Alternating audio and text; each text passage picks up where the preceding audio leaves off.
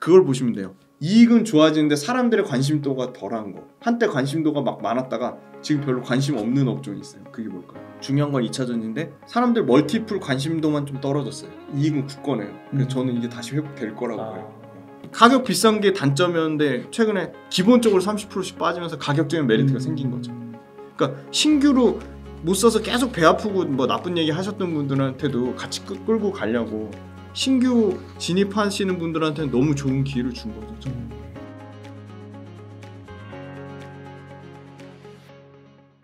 이거 날짜 잘못된 거 이거 어제 종가 제가 따끈따끈한 거 반영한 겁니다. 네. 이거 영업이익 성장률로 계산해 보시고요. 캐펙스 증가율로 계산해 보시고요. EPS 주당 순이익 성장률로 계산해 보세요. 다 계산해 보세요. 약간 다를 수 있어요. 이거 가지고도 뭐 여러 가지 따지시는 분들 많은데 본인만의 기준으로 계산해 보시면 되고요. 저는 EPS 성장률, 영업이익 성장률 다 계산해서 놔뒀는데 EPS 성장률 가져온 이유가 있어요. 이게 원래 원조예요. 원래 피터 린치는 EPS 한 주가 벌어들이는 주당 순이익 성장률로 계산해서 이걸 가져온 거고요. LG화학 같은 경우가 원래는 다 1배가 넘었거든요. 네. 근데 점점 매출과 이익 성장률이 커지는 거예요. 왜 그러냐면요. 배터리 소재 사업부, 그 다음에 그 양극재 사업부가 섞인 첨단 소재 사업부가 올해 2023년부터 원래 기초석유화학 제일 매출과 이익의 포지션이 컸던 기초석유화학 제품을 넘어서요. 간신히 넘어서고 25년, 26년부터는 그 격차가 커져요. 거의 압도적으로 배터리 소재랑 배터리 LG엔솔의 지분가치 합이 기초석유화학의 이익을 훨씬 커지는 거예요. 그러니까 기초석유화학 제품도 이익이 낮은 거죠. 마진이 낮은 거죠. 근데 LG화학은 그때 말씀드렸지만 첨단 소재 사업부의 영업이익률이 8%예요. 지금 양극재 전체 평균이 6%밖에 안 되거든요. 그러니까 LG화학은 굉장히 양극재 사업부의 마진이 좋은 거예요. 네. 그러니까 EPS 성장률이 급격하게 올라가죠. 지금 27%에서 79%, 25년에 좀 줄어들어요. 그런데도 43%면 굉장히 견조한 거죠. 근데 저는 이게 올라갈 가능성이 높다고 보는 게 LG화학은 엄청나게 지금 보수적으로 캐파가 잡혀 있어요. 왜냐? LG 엔솔 물량밖에 없거든요. 근데 지금 그나마 LG 엔솔 물량도 포스코 퓨처엠이 떼가고 지금 LNF가 떼가잖아요. 그러니까 LG 화학도 LNF처럼 완성차 업체랑 다이렉트로 양극재 납품할 가능성이 저는 충분히 있다고 봐요. 그게 하나도 지금 2025년도에 반영이 안 된 거예요. 그러니까 LG 화학 자체는 PEG가 0.86, 1.1, 0.16, 0.21 이렇게 떨어지는데 그 이유는 PER도 낮은데 EPS 성장률이 급격하게 커져서 PEG 값이 낮아지는 거거든요. 그래서 저는 LG하고 좋아요. 네. PER도 낮아요. 원래 밸류도 싸요. 근데 EPS 성장률도 커져요. 그럼 코스모 신소재 볼게요. 코스모 신소재는 PER이 너무 높아요. 네. 그래서 EPS 성장률이 이렇게 좋아요. 61%, 55% 되는데도 PEG 값이 좀처럼 1 밑으로 안 떨어지는 이유가 PER 값이 현재 PER 값이 너무 높아서 그래요. 주가가 비싼 거네요. 주가가 비싼 거예요. 코스모 신소재는. 솔직히 말씀드리면. 그다음에 포스코 퓨처엠. 아니 제가 포스코 퓨처엠 얘기하면 포스코 퓨처엠 아주 욕 많이 하시는데. 왜요? 포스코 퓨처엠 비싼 걸 왜 추천하냐. 비싸다고요? 네. 그러니까 전 추천하는 게 아니에요. 그냥 같이 분석하자고 말씀드리는 거예요. 그럼 제 개인적인 의견은 저는 포스코 퓨처엠이 좋아요. 비싼 만큼 비싼 값을 해요. 포스코 퓨처엠은. 자, 포스코 퓨처엠 말씀드리면 죄송합니다. 이게 자꾸 흥분하게 되면 너무 욕을 먹다 보니까 포스코 퓨처엠 보세요. 안 좋아할 수가 없어요. 포스코 퓨처엠은요. 추정치로 봤을 때는 2023년, 24년, 25년 당연히 그럴 수밖에 없죠. 왜 그렇죠? 30년까지 가장 양극재 수주를 가시적인 수주를 93조로 받은 회사예요. 그건 아시잖아요. 네. 기사를 확인해 보셔서. 네. 근데 안타깝게도 코스모 신소재, LG화학, 에코프로비엠, LNF 양극재 수주 93조 받았던 데가 있나요 지금? 없죠. 없잖아요.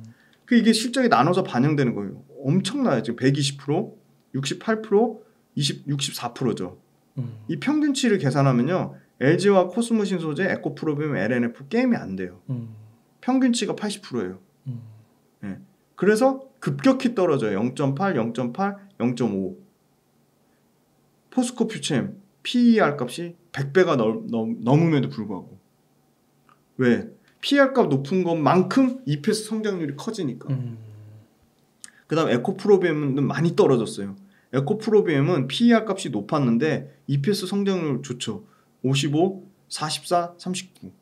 근데 에코프로비엠도 저는 PEG 값이 더 떨어질 가능성이 있다고 봐요. 에코프로비엠 많이 떨어졌어요. PEG 값이 2025년 기준으로 0.8배인데 이 2025년 EPS 성장률의 상향 조정 가능성이 있다고 보는 이유가 에코프로비엠도 대형 수주 있잖아요. 포스코 퓨처엠처럼 장기 7년 공급 계약이 나올 가능성이 있다고 보는데 계속 뭐 LG엔솔 납품 가능성 얘기도 나오고 완성차 직납 가능성 얘기도 나오는데 안 나왔잖아요. 아직 결과가. 그렇죠. 그게 반영이 되면 이게 급격하게 떨어지겠죠. 아무래도. 그래서 에코프로비엠도 1.14, 1.0, 0.8까지 떨어지는 거고 LNF는 EPS 성장률이 올해 50% 넘게 예상했는데 지금 12%에 현재로서는. 근데 내년에 63, 내후년에 41%로 평균 30%는 돼요. 그래서 LNF도 PG 값은 굉장히 낮거든요. 네. LNF도 LG화학이랑 비슷해요. PR은 낮은데 EPS 성장률은 높아요. 근데 다만 LG화학하고 LNF는 어떤 차이가 있죠? 이게 밸류체인 수직 계열화가 게임이 다르잖아요. LNF가 없죠. 없어요. 네, 없어요. 약해요. 지금 LNF는 이제 계속 지금 레드우드 머티리얼즈랑 조인트 해가지고 전구체를 확보하려고 하는데 그게 아직 발표가 안 나오고 있어요. 뭐 LNF도 여러 전구체 관련된 회사를 뭐 M&A 하고 있는데 그런 부분에서 뭔가 가시적인 그게 나와야 되고 실제로 이익률에서 차이가 많이 나요. LNF는 5%대, LG화학 아까 말씀드렸죠 8%대. 그래서 LG화학하고 LNF 둘 중에 선택하라면 가벼운 건 LNF가 훨씬 가볍죠. 근데 저는 LG화학을 더 좋게 보는 이유가 그런 밸류체인 수직 계열화가 월등히 좋다. LG화학은 우선주 그 본주 상관없이 그냥 본주로. 네, 본주로. 우선주가 더 싸요. 근데 본주가 더 많이 떨어졌어요. 근데 우선주가 배당을 더 많이 주죠. 그리고 진짜 고민인 게 LG화학하고 포스코 퓨처엠 두 개를 우열을 가리기가 너무 힘들어요. 싼 건 LG화학이 너무 싼데 성장성도 LG화학, 포스코 퓨처엠 둘 다 성장성이 좋은데 그래도 한 종목을 고른다. 그래도 비싸게 주고라도 저는 비싼 값을 하는 포스코 퓨처엠을 살 것 같아요. 왜냐? 음극재를 갖고 있기 때문에. 음극재를 되게 무시하시는데요. 음극재 강력하다고 봅니다. 포스코 퓨처엠도요. 포스코 스틸리온이란 실리콘 음극재를 개발하는 회사를 자회사로 갖고 있고 포스코 스틸리온이 2025년 기준으로 물론 그 캐파 대주전자라는 잽은 안 돼요. 대주전자를 월등히 앞서가고 있는데 포스코 실리콘 솔루션을 통해서 실리콘 음극재를 포스코도 합니다. 포스코 실리콘 솔루션. 그렇군요. 그래서 양극재 중에 딱 원탑을 꼽으면 저는 제 개인적인 견해 저는 포스코 퓨처엠이 제일 좋아 보여요. 그 음극재가 그만큼 중요하다라는 거죠. 그러니까 벡터리 그 성능을 올리는 게 에너지 밀도라고 하잖아요.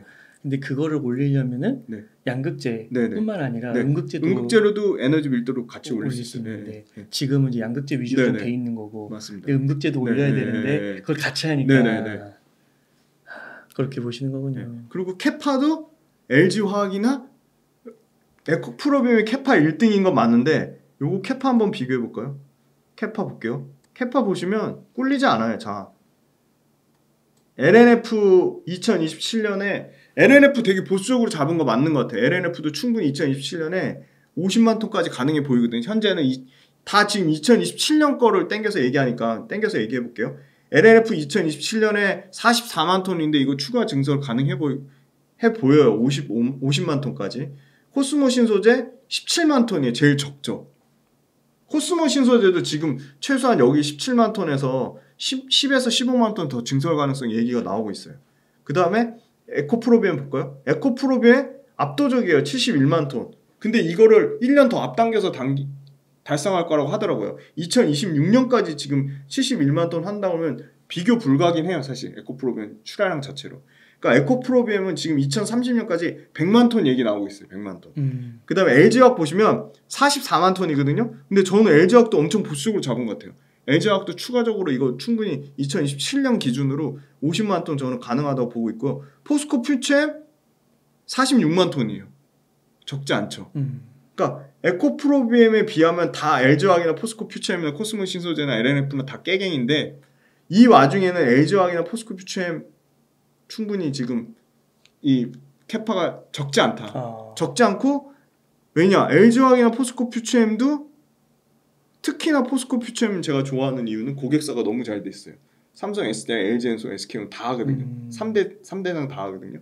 그러니까 이미 검증을 받았잖아요. 포스코 퓨처엠 93조 수주를 받았잖아요. 그럼 추가적으로 수주를 줄 때 어딜 줄 가능성이 높을까요? LG화학보다는 포스코 퓨처엠 줄 가능성이 더 높겠죠. LNF보다는 포스코 퓨처엠 더 줄 것 같아요. 네. 그렇죠? 그렇군요. 그래서 비싸지만 비싼 값을 하는 것 같아요.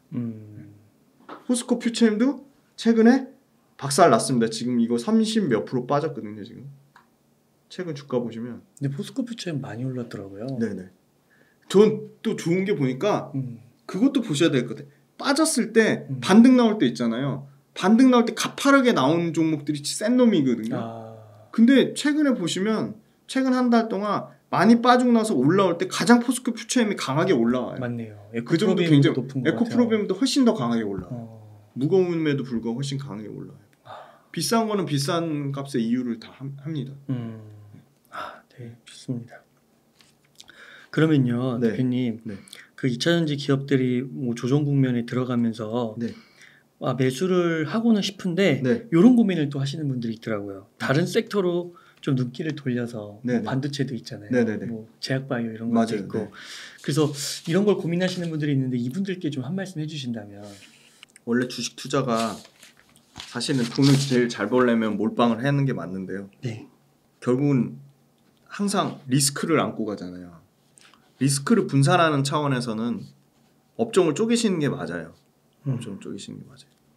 근데 업종을 쪼개더라도 그 업종의 제일 중요한 건 실적의 연속성. 그러니까 실적이 앞으로 지금은 나빴지만 앞으로 계속 좋아져야 되잖아요. 그러면 실적이 계속 좋아지는 거의 크기, 상대적인 매력도. 주가는 그 회사 주식이 벌어들인 이익, 주당 순이익 곱하기 사람들이 보는 멀티플. 사람들이 보는 멀티플이라는 거는 이 회사가 앞으로 좋아질 거야 하는 기대값. 그 주가 벌어들인 이익에다가 그 회사가 벌어들인 기대값의 곱이거든요.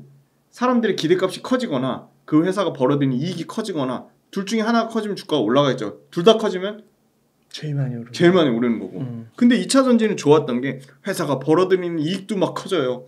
사람들이 보는 기대값도 커져요. 두 개가 같이 커지니까 올라가는 건데 반도체는 저도 반도체 좋아해요. 지금 반도체 공부 엄청 하고 있어요. 사람들이 보는 기대값만 올라가 있어요. 이익은 떨어져요. 그러니까 한계가 있겠죠. 제약바이오는 사람들의 기대값도 그냥 그래요. 이익도 그냥 그래요. 네. 근데 엔터는 좋죠. 엔터 너무 좋아요. 사람들이 보는 기대값도 점점 올라가요. 엔터 회사들이 벌어들이는 이익도 미친 듯이 올라가요. 그러니까 좋을 수밖에 없는 거예요. 그렇구나. 그게 두 개가 유지되면 하시면 돼요. 그런데 그게 유지가 되고 있는 게 지금 엔터고요. 반도체는 이익이 올라오면 폭발할 거예요. 근데 물론 선반영돼서 하는 것도 있는데 저는 확인하고 살자. 메모리 반도체 재고가 얼마나 떨어지는지, 메모리 반도체 가격이 연속성을 가지면서 올라오는지 유지되면서 살자. 근데 반도체 그 업종 내에서도 그때도 말씀드렸지만 차별화된 이 소재 무조건 써야 돼. 지금 다 EUV로 바뀌는데 EUV 펠리클 만드는데 SNS 택밖에 없잖아. 그럼 SNS 택 하는 거죠. 반도체에 투자한다기보다 차별화된 모멘텀을 갖고 있는 회사에 투자하는 거죠. 장비 회사 중에 HPSP 추천 아니에요. 고압 수소 어닐링 장비 이거 하는데 HPSP밖에 없잖아. 근데 미세화되고 계속 공정 효율이 엄청 중요해지는데 이거 고압 수소 어닐링 장비가 미세화에도 중요하고 공정 효율도 좋게 하면 당연히 쓸 수밖에 없네. 근데 봤더니 HPSP가 매출과 영업이익이 무슨 2차전지처럼 커지는 거예요. 막 50%씩 커져요. 근데 봤더니 마진이 50%인 거예요. 무지막지하게 많이 남기는 거예요. 그러니까 좋아지는 거고. 예를 들어 또 제가 좋게 보는 거는 저는 헬스케어를 너무 좋아하는데 헬스케어는 매출과 이익이 2차전지만큼은 아니지만 계속 커져요. 계속 올라가요. 꾸준히 계속 올라가요. 헬스케어 제약바이오랑 달라요. 저는 의료기기 이런 거 말하는 거예요. 뭐 미용 의료기기. 그다음에 뭐 임플란트, 그리고 또 여러 가지 있죠. 뭐 렌즈, 콘택트 렌즈 이런 거, 뭐 의료기기 중에 뭐 안과에 들어가는 안과 뭐 장비, 뭐 이런 것들은 매출과 이익이 그냥 꾸준히 성장해요. 꾸준히 성장하는데 사람들의 밸류에이션이 관심이 없다가 이제 막 생기기 시작한 거예요. 막 생기기 시작해서 사람들이 보는 멀티플도 막 좋아져요. 그러니까 아니나 다를까 소리 소문 없이 클래시스, 그 다음에 뭐 루트로니 이런 거 다 의료기기 회사거든요. 뭐 덴티움 이런 회사들이 소리 소문 없이 멀티플도 좋아지고 이익도 좋아지니까 같이 올라가면서 이런 회사들도 뭐 JYP랑 뭐 SMIG만 신고가가 아니라 클래시스, 루트로니, 덴티움 주가 한번 보시면 이런 회사들도 신고가예요. 네. 그렇구나. 네. 그래서 이미 따라가기가 어렵다 싶으면 그걸 보시면 돼요. 이익은 좋아지는데 사람들의 관심도가 덜한 거. 그게 어떤 업종이 있을까요? 한때 관심도가 막 많았다가 지금 별로 관심 없는 업종이 있어요. 그게 뭘까요? 이익은 막 올라가는데. 뭐가 있냐면요. 꼭 전기차 아니더라도 왜 인프라 관련돼서 전력 있잖아요. 전력. 네. 전기, 뭐 변압기, 차단기 막 이런 것들 있잖아요. 그리고 인프라 관련 뭐 있어야 되죠? 굴삭기, 그죠? 건설기, 건설 장비. 이런 회사들은 작년, 재작년에 확 주가 땡겨서 사람들 관심이 확 올라갔다가요. 관심이 확 식었어요. 2차 전지 때문에 식고, 반도체 때문에 식고, 제약 때문에 식고 확 식었거든요. 근데 이익은 계속 올라가요. 근데 이익 계속 올라가는 거 보고 기관이든 외국인든 실적 좋고 똘똘한 놈 찾아보자 해가지고 뭔가 멀티플 낮은 거 찾을 거 아니에요. 사람들 관심도가 낮은 거 찾을 거 아니에요. 그럼 그런 회사들이 이익도 좋은데 관심만 없는 거예요. 관심만 붙어주면 확 올라가겠죠. 그래서 그런 전력기기니 이런 변압기니 건설 장비니 이런 거는 멀티플은 그렇게 높지 않은 편인데 이익은 좋아지고 있거든요. 그래서 이런 회사들 좀 관심 있게 지켜볼 만하고 2차 전지는 중요한 건 2차 전지인데 사람들 멀티플 관심도만 좀 떨어졌어요. 이익은 굳건해요. 그래서 저는 이게 다시 회복될 거라고 봐요. 그렇군요. 네. 근데 이익이 굳건한 정도가 미디어 엔터가 더 굳건할까요? 2차 전지가 더 굳건할까요? 아니면 반도체가 더 굳건할까요? 제약바이오가 굳건할까요? 그거는 뭐 개별 종목으로 따지면 개별 종목단에 따져봐야 되지만 업종으로 봤을 때는 아직은 미디어 엔터나 헬스케어나 제약바이오가 매출과 이익이 늘어나는 성장률보다 2차 전지의 매출과 이익 성장률이 전 월등하다고 봐요. 네. 그렇군요. 네. 그러니까 1순위는 2차 전지 내에서 네. 찾아보는 게 네. 맞다고 봐야 되는군요. 네. 그래서 가격 비싼 게 단점이었는데 최근에 기본적으로 30%씩 빠지면서 가격적인 메리트가 생긴 거죠. 그러니까 신규로 못 써서 계속 배 아프고 뭐 나쁜 얘기 하셨던 분들한테도 같이 끌고 가려고 신규 진입하시는 분들한테는 너무 좋은 기회를 준 거죠. 그렇군요. 그래서 그 가운데서 이제 각 그 뭐 양극재 그렇죠. 밸류체인별로 나눠서 사셔야죠. 나눠서 그 안에서 1등. 그리고 양극재는 좀 차별화돼요. 포스코 퓨처엠이 좋아 보이는데. 네. LG화학도 LG화학은 싼데 가격만 싼 거지 LG화학이 갖고 있는 펀더멘털은 견고하다. 밸류체인이 너무 잘 돼 있다. 그리고 캐파도 앞으로 늘어날 가능성이 매우 높다. 그리고 LG 엔솔에서 40% 이상 뒷배경에서 너무나 탄탄히 밀어준다. 왜냐면 LG 엔솔이 1등이잖아요. 네. 그렇게 해서 이제 음극재 쪽도 같이 보면은 좋겠다. 말씀해 주셨고요.